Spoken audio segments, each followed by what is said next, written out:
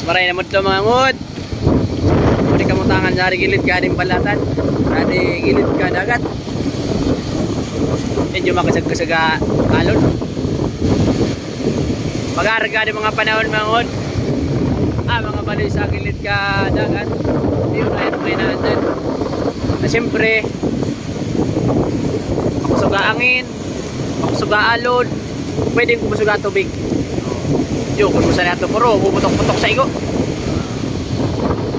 Ate, kung saan na, di ba ngon? Samantala ka na yung may pabayan. Lalo lang sa mga pupuman na kasali. Kinulo sitwasyon ka, buhay ka, mga tahan sa gilid ka balatan. Lalong-lalo na kinuda, breakwater. The protection. Pero, sabi, madali naman kung saan yung mag-protection. Ito ka na yung roonan, pinag-construction na ito.